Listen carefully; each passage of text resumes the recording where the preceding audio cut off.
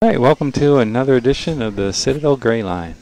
I'm your co-host for today, Paul Evangelist, and I'm here with our Post and Courier sports writer for the Citadel extraordinaire. Well, let's see what we got going on. We have a bye week that we're coming off of, don't we? That's correct. Long-awaited bye week.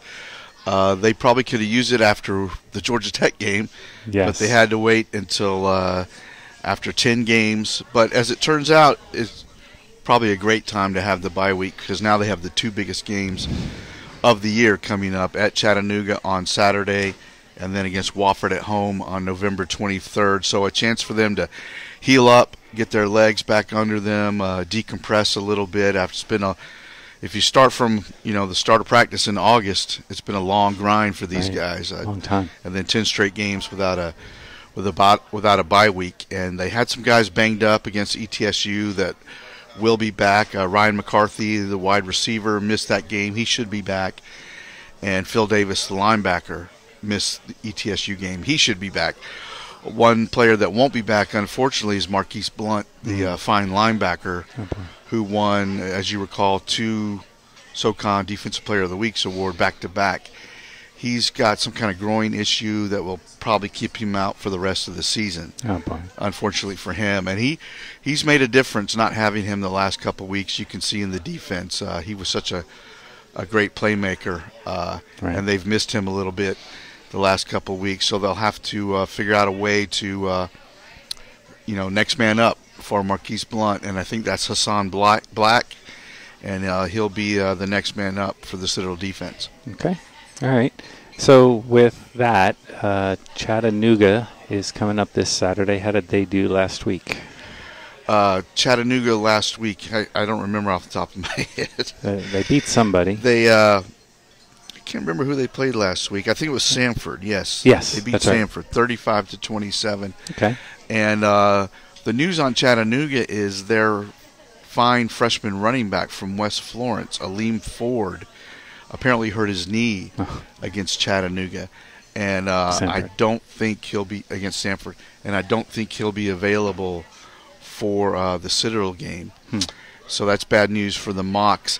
However, they have a number 2 running back who is and I won't even attempt to pronounce his name, but he's a graduate transfer, and he ended up running for, I think, 130 yards against Samford. So there won't be much drop-off at the number 1 running back, but not having the 2 of them will make a difference. See, the drop-off from 2 to 3 is probably pretty steep. Right.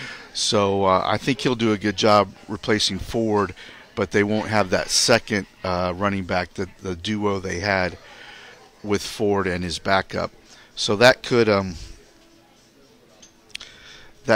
make a difference for the Mocs. But, I have to credit the SoCon schedule makers. Here we are in week 11, and the top 4 teams in the league are squaring off. It's almost like a semifinal. Impressive. Saturday. You got Wofford playing Furman, and then Chattanooga playing the Citadel. Those are the top 4 teams in the league. Think about the that. 4 teams that still have a chance for at least a share of the league championship. Right. So it's going to be a great day on Saturday.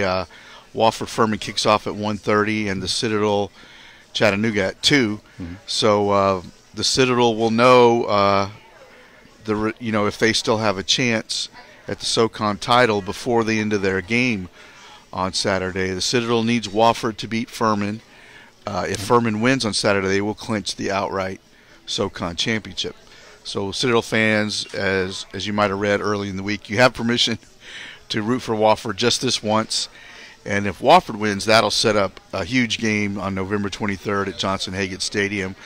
The Citadel will have a chance to win a share of their 3rd conference championship in 5 years. That's pretty remarkable. That is. And I said at the start of the season, if this Wofford game is meaningful, that will mean the Citadel's had a good year. Right. And it is going to be meaningful. Even if the Citadel loses on Saturday to Chattanooga, they could still be playing for a playoff bid, in my opinion, against Wofford. Lose to Chattanooga and beat Wofford, the Citadel will finish 7-5, 5-3. And the SoCon, and against the schedule the Citadel's played, that might be good enough to get them in to the 24-team FCS playoffs. So a huge couple of games coming up for the Citadel. So that's the scenario if we lose to Chattanooga. If we beat Chattanooga and beat Wofford, but Wofford loses to Furman. Right. If Furman beats Wofford, it's all over as far as the championship and the automatic bid. Right. Furman will get both. The way Citadel can win the automatic bid is if they finish in a 3-way tie with Wofford and Furman. Gotcha. Then the Citadel will have beaten Wofford and Furman. Gotcha. And will therefore get the automatic bid. What about a non-automatic bid? I think it's there. If the Citadel finishes 8-4 and 6-2 and somehow does not win the automatic bid, that's going to be good enough for the playoffs. No doubt about it. Okay. 7-5, 5-3 puts them on the bubble. In my opinion. Yeah, sure. And it just depends on what else is going on across the country as far as bubble teams and automatic bids and all that kind of stuff. But with wins at Georgia Tech and at Furman, and if close games, they'll either have beaten, to get to 7-5, they'll either have beaten Chattanooga or Wofford, and that'll be a quality win either way. So I think that might do it. That might be enough to get into the FCS playoffs. So a lot on the line as we go down the final 2 weeks of the season. And really this game against Chattanooga, it just stacks up to be just close. Mm-hmm. I don't know how you pick a winner in this one. Other than being a biased fan and saying we're going to win. When you look at common opponents, the Citadel lost to Samford in overtime, and Chattanooga beat Samford by a touchdown. They both beat Western. Citadel beat Furman 27-10, and Chattanooga lost to Furman 35-20. They both beat Mercer. They both beat ETSU in very close games. And Chattanooga has played Wofford already, and that was the game that Chattanooga lost 35-34 in overtime. They went for 2 in overtime, and the receiver dropped a pass in the end zone. So Chattanooga probably should have beaten Wofford. Well, I remember a game last year against us where Chattanooga went for 2 in overtime and got it and beat us. Yep. So the Mocs, they are 5-5 overall this year. They've played a really tough schedule. They played James Madison non-conference and Tennessee non-conference. So they've also played a tough schedule. Right. They have a quarterback who transferred from, was it Mississippi State? I think a couple of years ago. Nick Tiano, big 6'5", strong arm, and he ran for 100 yards against. He's 6'5", about 240, and he ran for 100 yards against Samford. So he'll be a tough assignment for the Citadel defense, and also Bryce Nunnally, their great wide receiver. I think he caught for over 200 yards against the Citadel last year. So the Citadel knows all about Tiano and Bryce Nunnally. And then they added this great freshman running back from West Florence, who apparently will be out this week. So I think it's going to be a very close game right down to the wire on Saturday in Chattanooga. I know a lot of Citadel fans are planning to make the trip. It's about an 8-hour drive, I think, to Chattanooga. So it should be in the mid-50s and sunny on Saturday, a great day for football. So I'm really looking forward to it. Yeah, definitely. It's going to be and I like Chattanooga. It's a beautiful little town there in the mountains, and so it should be a fun trip and a fun day. Okay, so in the head of Paul Evangelist, I'm thinking we beat Chattanooga, and whatever happens to the Wofford-Furman game, let's put that aside. Let's just assume Furman wins. Then we go in and we play Wofford at home next week, and we beat them. So a nice 6-game win streak going, all conference wins. We finished second, tied for second in the conference. But I would argue that we should get a playoff berth. With the win against Georgia Tech and the close games we had with the Elons and. Did you say beat Chattanooga and Wofford? Yep. Yeah. There's no question about it. But then how about this? The way they do the playoffs, we would probably play Furman in the first round. Probably. At Furman. Probably. Which is a nice area for us to be this year.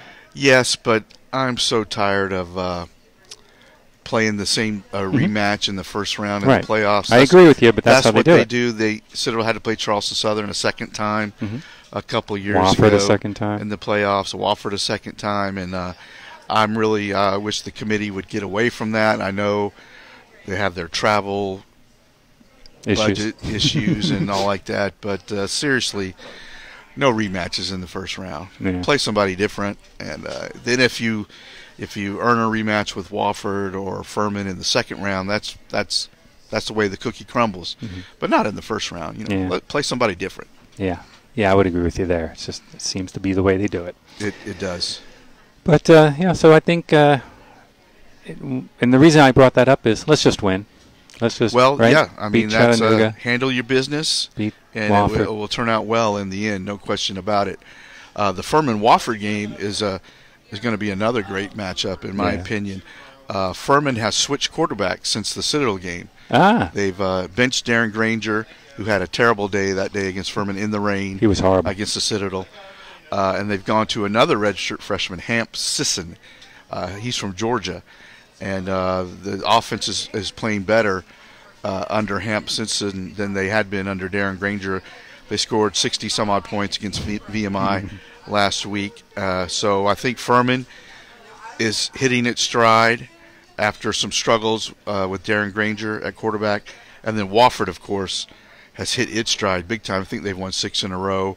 They experimented early in the year with maybe getting away from the option offense and running game a little bit. And I think they learned their lesson in a couple of early losses and are now running the ball great. Joe Newman is having a great year at quarterback. They have their usual stable of running backs and their usual fantastic offensive line that they always have at Wofford. So they've really come on strong.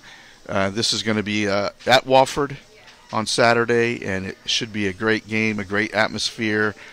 I kind of think Wofford is going to win. Really? Yeah, and maybe that's wishful thinking since we're down here in Charleston.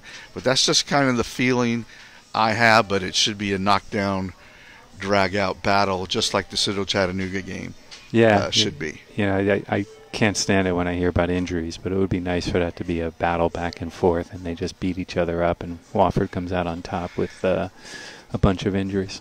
No offense, but and it'll be tough for Wofford. They'll have to get up for that game, and then they'll have to do it again against the Citadel on November 23rd. Should they come out victorious against Furman? So let's hope that November 23rd game is for all the marbles, as they say. Even if it's not, like I say, there'll still be a playoff shot, at least on the line for the Citadel. But it'd be a lot more fun if that trophy's on the line as well. Right. Now, what would happen if, and I think this can happen where, depending on who wins and loses, but Furman, Wofford, and the Citadel, and maybe one of those, all three of those, or Wofford, Furman, Chattanooga, could all end up in a tie for the conference, right, with 2 losses? Right. So the Citadel-Chattanooga game is essentially an elimination game. Right. Whoever loses that game will have a third conference loss and will not win the conference championship. So, and Furman has 1 conference loss and Wofford has 2.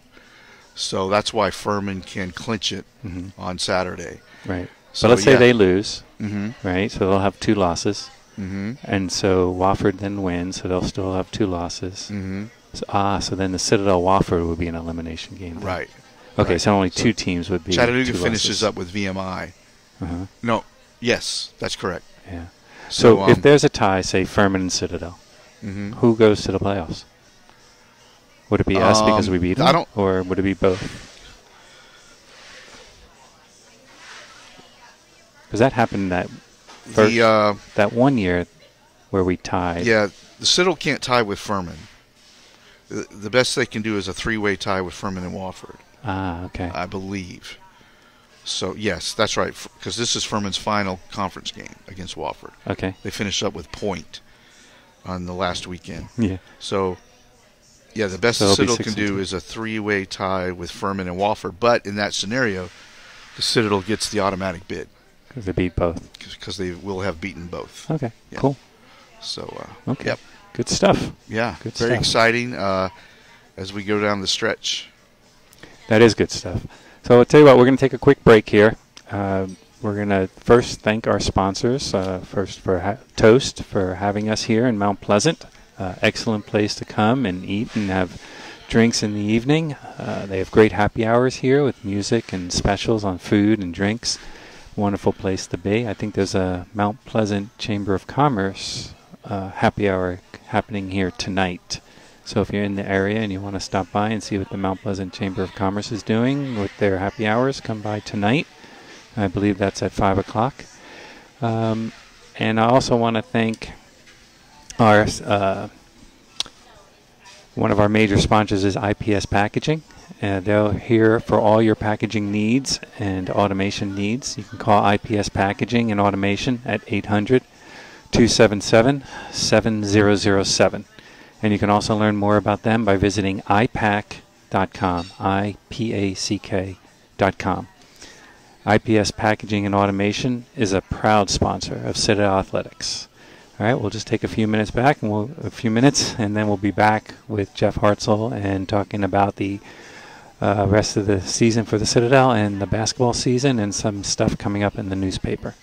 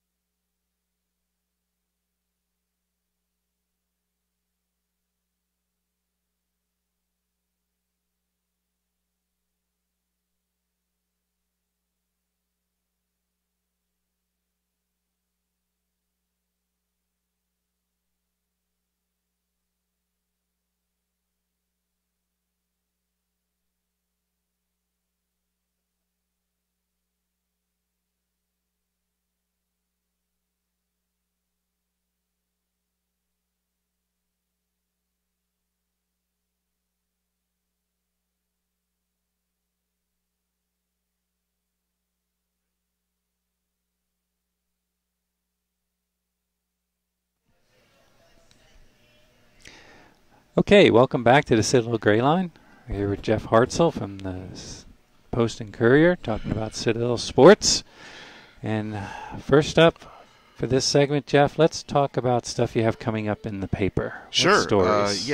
I just talked to Chris Beverly, the sophomore defensive back, the other day for a story for the paper. And Chris, as you might recall, is the guy who made what's been the biggest player of the year so far for the Citadel on the goal line against ETSU, made that tackle. He was a beast against the ETSU tight end. And I wonder how many Citadel fans would know that Chris Beverly's the number 2 tackler on the team behind Willie Eubanks. Yeah. That took me a little by surprise when I looked at the stats the other day. But he is the number 2 tackler behind Willie Eubanks on the team. And he's a guy that came in and played right away as a freshman out of Tallahassee, Florida. And so I talked to Chris and got to know him a little bit. His family has adopted 3 young sisters in the last few years. So Chris was the youngest of 3 boys, but now he has 3 younger sisters that he sort of plays for, and they're very, very proud of their older brother. Awesome. So I talked to him a little bit about how his family came together in that way. And then, Chris he's a very savvy football player. Coach Thompson was telling me when they were recruiting him, he was not the fastest DB on their recruiting chart, but he probably was the smartest and the savviest. And I think you can see that in his play, being able to get on the field as a freshman. And then this play against ETSU, he kind of walked me through it. He did not have a man to cover on that play specifically, so he just read the quarterback and wound up in the right place at the right time to make the tackle on that tight otherwise end known as instinct at the goal line. It's a good thing he did, because Phil Barrett had slipped down on that play, and Phil got back up and was able to help on the tackle. But if Chris Beverly had not put himself in the right position, who knows what would have happened on that play. Probably wouldn't have been good for the Citadel in their conference title hopes. So, yeah, that was the biggest play of the year so far for the Citadel, and we talked to the guy who made it, and that'll be coming up in the Post and Courier on Thursday or Friday. And then, of course, we'll have a story on the big game against Chattanooga on Saturday and how the two teams stack up, and what it might take for the Citadel to come out victorious in that game. One game against Chattanooga I'll always remember is when Kevin Higgins took a team to play up there, and I think it was 24-0 at halftime or something like that. The Citadel was trailing, and the Citadel came back and won that game. So there's been some wild games up at Chattanooga and some good games there as well. So looking forward to that. And then early signing day will be coming up soon for Citadel football. And I talked to Coach Thompson briefly about that the other day. He's planning on signing about 10 players. So it's going to be a small signing class, relatively speaking. And he thinks he's going to be 75-80% done on the early signing day, maybe just sign 2 or 3 kids in February, which was, the traditional signing day before they established the early one. So it's really moved the recruiting calendar up quite a bit for all teams. And I think some of their needs are linebacker, especially the outside linebacker, defensive line, maybe a couple offensive linemen, and usually try to take a quarterback in every class. So I know they're looking for a quarterback right now. And they were able to get on the road recruiting last week for the open date. Since the open date was late, their recruiting was kind of late getting started as far as making visits go and all like that. But I know the assistant coaches were out on the road recruiting, and Brent Thompson was able to make some visits as well. He went down to Orlando last Wednesday for the wake of Charlie Taff, the former Citadel coach, and it was good to see about 30 or 40 of Charlie's players made it down to Orlando to say goodbye to their old coach, and he really meant a lot to them. And of course, we all know what Charlie meant to the Citadel. He's the guy who showed that the Citadel football can be competitive in this modern era, in the 90s, and he sort of set the standard for every coach who's going to come after him. There's no question about that. Try to beat his number one ranking. Right. Mike Houston has said that, and Brent Thompson has said that Charlie Taft set the standard for what Citadel football can be in the modern era. So great to see those guys get together and say goodbye to their old coach. I'm not sure if there's going to be a service or some kind of ceremony for Charlie in Charleston, but that could happen. So as soon as I hear something, I'll let people know what's going on. Yeah, that would be nice for the school to do, maybe at halftime or something. Yeah, that would be great. And then turning to basketball, the Citadel they're not going to match their 9-2 start of last season. They're already 0-2.